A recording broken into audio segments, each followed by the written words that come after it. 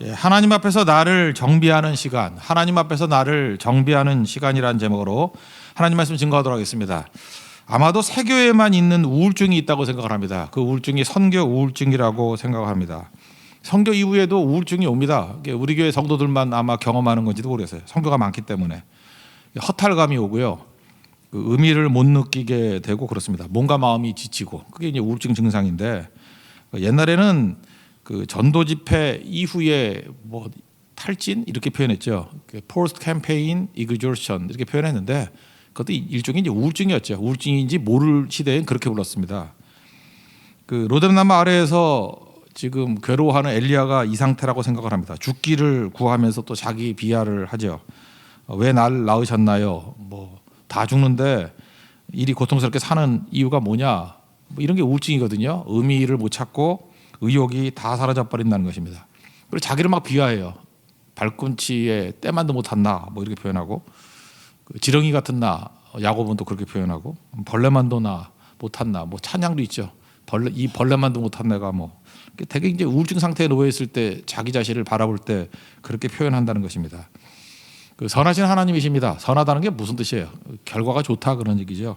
유익을 주시기 위해서 우리에게도 이렇게 우울 상태를 주신다고 생각을 합니다. 중요한 거는 이것이 주는 메시지거든요. 오늘 제목이 뭐예요? 하나님 앞에 나를 정비하는 시간 그랬잖아요. 육을 정비하고 영을 정비하고 자기 자신의 자아를, 교만함을 좀 정비하는 거.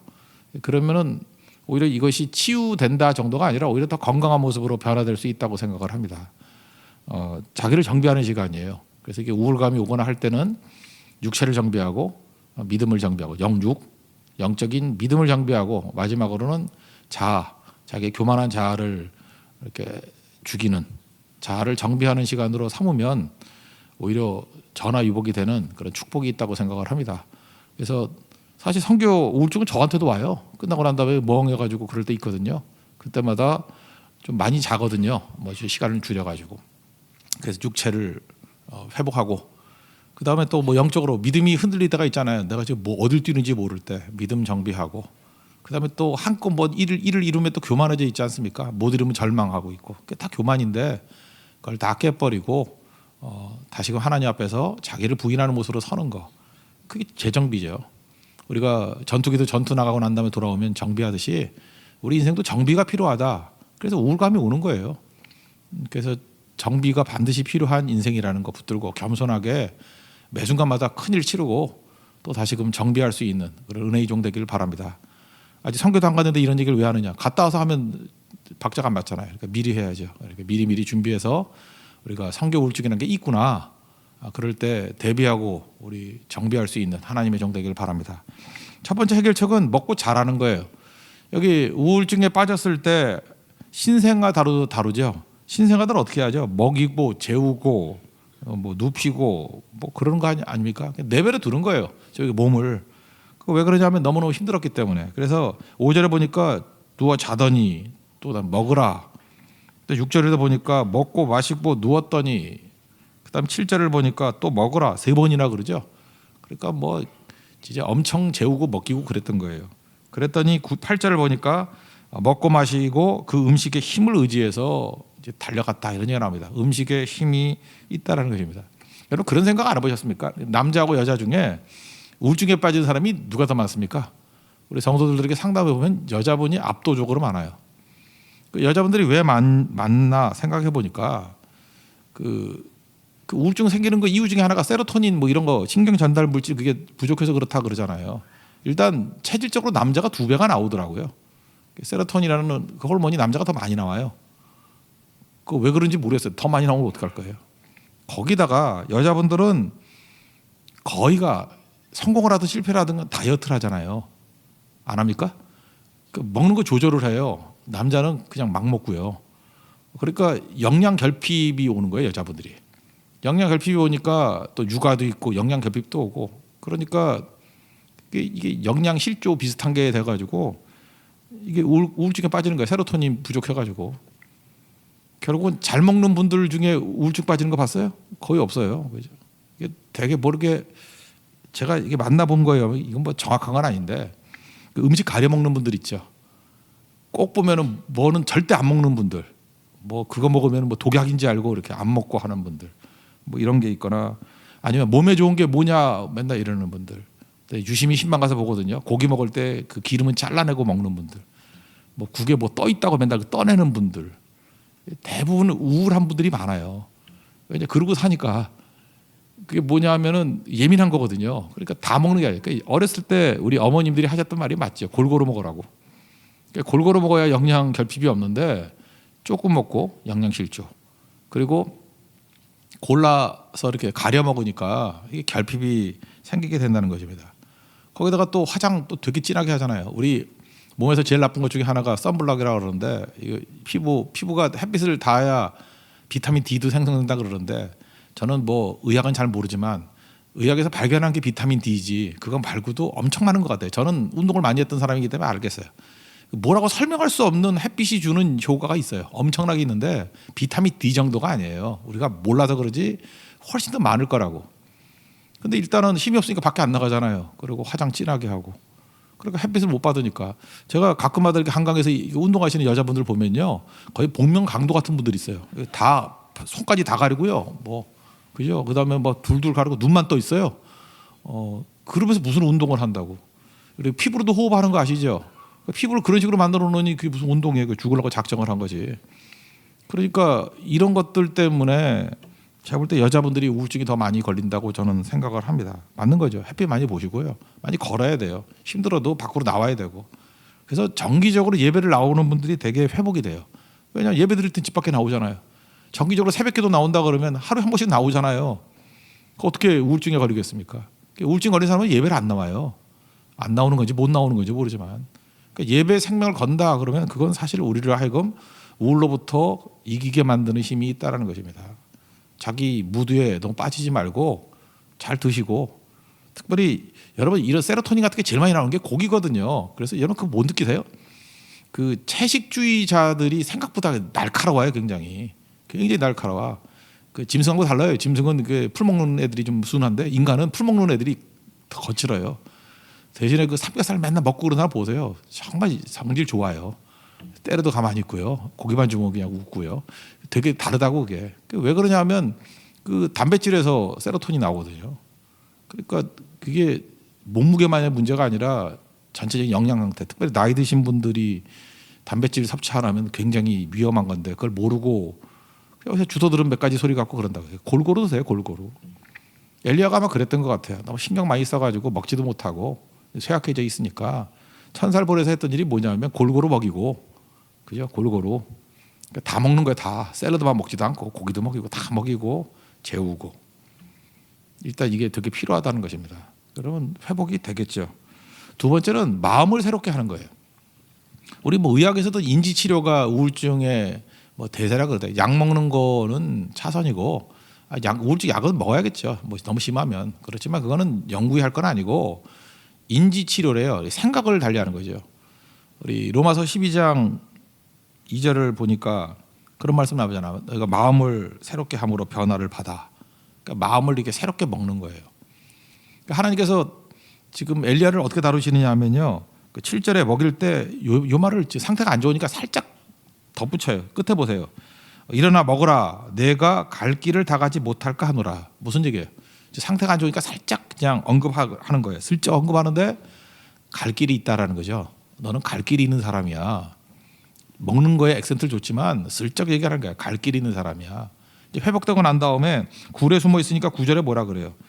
내가 어찌하여 여기 있느냐? 너 정체성, 아이덴티티가 이게 아니잖아. 사명자가 왜 여기 있느냐? 내가 동행해 줄게. 이게 바로 무엇입니까? 그 마음을 새롭게 하는 거죠. 이건 뭐 똑같은 얘기를 하는 것 같아요. 제가 뭐 의사들이 쓴 책들을 쭉 읽어보니까 똑같은 얘기를 해요. 생각이 바뀌면요. 뇌에서 호르몬이 변화가 된대요. 그러니까 부정적인 생각을 하면 부정적인 호르몬이 나오는 거고 그리고 많이 느끼잖아요.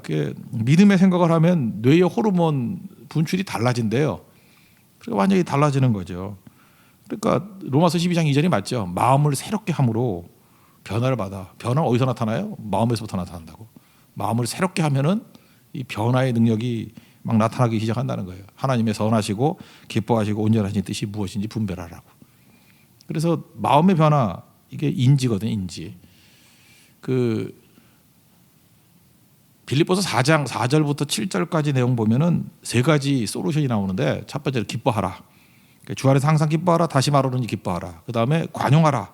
너희 관용을 모든 사람들에게 알게 하라. 주께서 가까우시다. 관용하라. 많은 사람들이 관용이 알려질 정도로 관용하래요. 막 용서하래요. 그 다음에 염려하지 말고, 아무것도 염려하지 말고 모든 일에 기도와 간구와 뭐 어쩌고 저쩌고 기도하라. 염려하지 말고 기도하라. 그 세 가지예요. 항상 기뻐하고요. 관용을, 막 용서하고 관대함을 다 알게 해주고, 그러니까 숨어 사는 게 정도가 아니라 다 알 정도로 용서해주고 관용하라는 거예요. 그리고 죽어라, 염려하지 말고 기도하라는 거예요. 그리하면 7절, 모든 지각에 뛰어난 하나님의 평강이 그리스도 예수 안에서 너희 마음과 생각을 지키시리라. 여러분 믿습니까? 이게 믿음이죠. 뭐 마음이 변화되면 그 다음부터 뭐 저절로 마음 변화되는데, 뭐 호르몬 만드실 하나님이 좋은 거 분출되게 만드니까 우울증에 이겨나게 만드는 거죠. 그러니까 원인 치료는 이거예요. 이게 인지 변화거든요. 인지 변화. 그러니까 하나님께 나와 동행하시고 나를 사랑하시고 붙들어 주신다. 그 예레미야 29장 11절 우리가 하나님의 본심을 얘기하죠. 너희를 향한 내 생각을 내가 하나니 평안이고 재앙이 아니다. 너희에게 미래와 희망을 주는 것이다. 하나님은 평안 주는 거고 미래와 희망을 주는 거다. 이 믿음이 생기면은 기쁘겠죠. 그다음에 하나님이 나와 함께 하신다니까 최종 승리하죠. 그러니까 관용하죠. 왜 관용하죠? 그 뭐 이삭의 우물 사건도 나오잖아요. 그 온유함 그랬는데 다 양보할 수 있죠. 하나님의 압도적인 축복으로 이길 수 있으니까. 그러니까 용서가 왜 가능해? 관용이 왜 가능하죠? 압도적인 축복 안에 살아가니까. 그리고 기도하면 하나님 다 주시는데 뭐하러 염려해요? 염려가 아니라 구하면 주시는데. 그러면 그때 비로소 우리 마음과 생각을 지키는 하나님의 절대 평안이 임하게 된다는 것입니다. 그러니까 우울감이 오는 것도 괜찮죠. 다시금 믿음 붙들어서 압도적인 믿음으로, 압도적인 축복으로 더 굳건해지는 거예요. 그죠? 어둠이 오면은 그냥 빛으로 압도해 버리는 거예요. 어둠의 세력들이 오면은 빛의 세력으로 압도해 버리는 거예요. 그래서 두 가지 점검하는 거예요. 이게 재점검의 시간이라고 그랬잖아요. 우울증은 우울함이 올 때는 재점검의 시간, 육체를 재점검해서 오히려 더 건강해지고, 그 다음에 믿음을 재점검해서 굳건한 믿음으로 서 있으면 되는 겁니다. 그리고 세 번째는 병든 영성을 버려야 되는 거죠. 내 자아가 문제라고 그랬죠. 항상 이 에고가 문제인데 자기 부인을 해야죠. 자기 부인, 자기를 무시해버리고 자기를 부정해버리는 거예요. 한계를 인정하고 내 연약함이 얼마나 큰지를 아는 거. 사실 이 우울증 이전과 이후의 엘리야를 본다 그러면 이후 엘리야가 훨씬 나아졌죠. 아니 19장 이후에 보세요. 그때는 뭐 선지 생도들 키우기도 하고 되게 겸손해지고 엘리야가 달라졌어요. 인품이 달라졌어요. 능력의 종에서 이제는 인품까지도 좋은 종으로 변화가 됐다고요. 그러니까 우울증이 나쁜 거 아니죠. 자기를 점검하는, 재점검하는 시간이라 그러니까. 사실은 좋은 위로자가 되려고 그러면은 두 가지 조건이 있어야 되는 것 같아요. 상처 입은 치유자. 내가 좀 아픔을 겪었으면은 위로자가 잘 되고, 또 지금 하나님이 함께하는 사람. 근데 아픔도 경험했으니까 엘리야가 만약에 와가지고 우울증 앓고 있는 사람에게 설교한다 그러면 제일 위로가 되겠죠. 나도 그랬거든 이런 거, 그죠? 나도 그랬거든. 근데 항상 쌩글쌩글 웃고 다니면서 뭐 어려움이라는 건 하나도 없는 것 같은 사람이 우울증 그게 뭐 보양해요 뭐 이러면은 승질나죠. 저게 당해보질 않아서 저러지. 그러니까 사실 우리가 어려움 당했다는 거는 그 사역의 폭이 넓어지는 거예요. 나도 겪었다는데 뭐. 예수님도 그거 아니에요? 우리가 똑같은 그 고난을 당하셨기 때문에 위로자가 되시는 거 아니에요? 원디드 힐러라는 거. 그리고 하나님이 함께 하신다는 거. 온전해지는 거죠. 절대 나쁜 거 아니라는 것입니다. 엘리야도 교만했어요. 교만했던 내용이 뭐냐 하면 이거죠. 열심히 유별했대. 10절 보니까. 내가 만군의 하나님 여호와께 열심히 유별하니. 누가 이렇게 얘기해 주면 그러죠. 좋지요.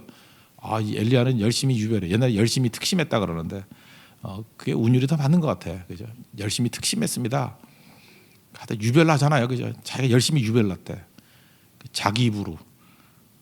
이게 좀 문제가 있죠. 예. 그래서 이게 교만함이죠. 교만함. 그다음에 나만 남았건을, 이게 뭐예요? 남 정죄하는 거죠. 나만 남았대. 엄청 잘난 척하죠. 나만 지금 믿고 있대. 나만 기도한대. 막 돌아보면서 이 교회는 기도가 없어. 기도하는 게 나밖에 없어. 그럴 때 메시지를 보내주세요. 왕상 19장 10절 읽어보세요. 나만 남았거늘. 웃기는 소리가 하고 있네. 뒤에 보니까 뭐라 그래. 7천 명 더 있다고. 엄청 많은 거죠. 7천 배가 더 있는데 나만 남았대. 그러니까 이게 지금 정지하는 마음. 18장에서 대승리를 거뒀는데 여기 보니까 뭐 잘난 척, 교만, 남정제, 그저 다른 사람 신앙 막 판단하고 이게 어떻게 상태가 좋은 거예요. 근데 이 19장을 통과함을 통해서 자아가 산산조각이 나고 가루가 돼버리죠. 그리고 오직 하나님만 의지하고 찬미하는 뒷부분에 보면 이제 하나님의 사명 붙들고 사명에만 집중해서 완수하는 그런 모습으로 변화가 되더라는 것입니다. 그래서 우리가 열심히 일을 해도요, 이렇게 자가 깨지지 않은 사람들은 맨날 탓해. 남 탓, 나중에 하나님 탓. 기도 열심히 하고 난 다음에 뭐 응답이 없죠. 그럼 꼭 탓해. 교회 탓, 뭐 하나님 탓. 이게 건강하지 않은 거죠. 선교도 마찬가지예요. 선교 열심히 갔다 오고 난 다음에 돌아와서 뭐 궁시렁궁시렁 되는 사람들 있죠. 그 탓하는 거. 그게 이쪽에 우울증 증상인데 이거 깨야 된다는 거예요. 그래서 재정비를 해야죠. 왜 나는 이렇게 충성 다하고 난 다음에 궁시렁대고 있지? 그게 남 탓이거든요. 자아가 안 죽어서 그래. 자아 안 죽고도 선교할 수 있거든요. 그러면 물론 선교 열매 맺겠지. 근데 자기는 손해잖아요. 뭐 실컷 일하고 난 다음에 뭐예요? 이게 점검해야 된다고요. 깨져야 되고. 그다음에 감정을 무시해요. 나중에 냉소적인 비판자가 돼요.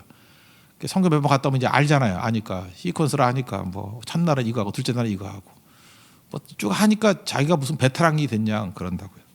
사실 눈물을 배워야 되는데 선교는 행하는 게 아니라 눈물이 있어야 돼요. 눈물이. 그래서 이후에 계속 눈물이 남아 있으면 진짜고 눈물이 없으면 가짜죠. 울어야 살죠. 엉엉엉 우는 거. 그래서 교회가 성숙해지면은요 충성 다 하고 난 다음에 눈물이 사로잡힌 눈물에 그냥 사로잡힌 교회가 돼버린다고요. 그게 자아가 깨진 모습이라는 것입니다. 그리고 또 한번 점검해야죠. 내가 사역에만 집중하고 하나님과 동행하는 게 너무 약해졌습니다. 막 바쁘잖아요. 우리 교회 막 1년에 15번씩 선교하고 하니까 선교하기 바빠가지고 하나님과 교제하고 하나님과 동행하는 게 약화되고 일만 하는 거예요. 일만. 그럼 이제 우울증 오거든요. 내가 하나님께 예배드리는 예배가 없이 사역만 했습니다. 이제 그런 걸 깨닫는 거죠. 그럼 다시 점검이 되잖아요. 아, 이게 부족한 거구나. 그다음에 또 갈등을 회피해요. 우리 있는 문제를 막 덮고 해가지고 가짜 평안을 유지하려고 그런다고. 이건 뭐예요? 완벽주의죠. 항상 좋았대. 항상 좋았대. 어떻게 항상 좋을 수가 있어요? 우리가 부족한 것들이 있죠. 그때는 엎드려서 회개하고 하나님 우리 연약함을 불쌍히 여겨 주십시오. 그래서 그 다음에 나타나는 게 뭐죠? 우리는 잘한 줄 알았는데 안에서는 이게 곪고 있는 것이 있었고 해결되지 못한 문제가 있었고 그러니까 다시 엎드리는 거죠. 하나님 우리를 불쌍히 여기서 건져달라고. 그 시편 37편이 온유함에 관한 건 얘기라 그랬잖아요. 5절에 보니까 내 길을 여호와께 맡기라. 그를 의지하면 그가 이루시고 하나님께 다 맡기는 거. 이게 재정비예요. 이제까지 내가 좀 했다 이런 생각이 남아있거든요. 다 주님께 맡기는 거. 그리고 이상 얘기를 했죠. 온유한 자가 뭐예요? 온유한 자가 땅을 차지하는 이유가 뭐죠? 자기 힘으로 뭘 얻으려고 그러지 않냐고 하나님의 힘으로 하나님의 약속대로 이루어집니다라고 믿고 나아가는 거. 그죠? 말씀대로 믿고 나아가는 게 온유한 자예요. 그래서 결국은 내 힘으로 땅을 차지하는 게 아니라 하나님의 약속 믿는 자가 땅을 차지한다. 온유한 자가 땅을 차지한다는 것입니다. 11절. 이게 온전한 모습이죠. 세상에서 제일 온전한 모습은 온유한 자예요. 하나님의 약속 붙들고 약속이 이루어질 것을 믿고 나아가는 백성, 약속의 성취자, 이게 온유한 자라고요. 그러니까 잘 보세요. 우울증 나쁜 거 아니죠. 지랄할 거 보니까 우울증이 오지 않으면 선교 이후에 선교 후 우울증이 오지 않으면 선교 이후에도 계속 펄펄 뛰어다니는 거야. 막 뛰어다니면 비명 행사하는 애들이 많이 나올 거야. 그죠? 갔다 오고 난 다음에 우울해지고 뭐 이렇게 차분해지고 하니까 잠도 자고 먹기도 하고 막 그러죠. 그래서 육체적인 회복이 필요해요. 먹고 자는 거, 육체적인 회복. 그 다음에 믿음, 인지 치료를 해야 된다고요. 내가 잘나서 뛴지 알았는데 그게 아니었죠. 하나님의 약속이 뭔지, 사명이 뭔지, 하나님의 동행이 뭔지, 하나님 의지할 때 파워가 뭔지 이런 거 재점검하는 거예요. 그리고 영육이 강건해질 뿐만 아니라 마지막에 가서는 우리 안에 있는 결정적인 교만함이 있거든요. 자기를 죽이지 못하는 자기 부인까지 가는 거예요. 그러면은 이전과 이후 달라지고 재정비돼서 훨씬 강력한 모습으로 변화가 된다는 것입니다. 그런 의미에서 여러분들 하나님께서 우리에게 우울의 감정을 주시는 거 축복이죠. 차라리 나쁘게 생각하지 마세요. 이거는 우울은 하나님 앞에서 나를 재정비하는 시간이다. 그런 생각을 가지고 더 아름다운 모습으로 더 정제된 모습으로 하나님 앞에서는 믿음의 종 되기를 축원합니다. 예. 자리에서 일어나겠습니다. 325장 찬송하겠습니다. 예수가 함께 계시니.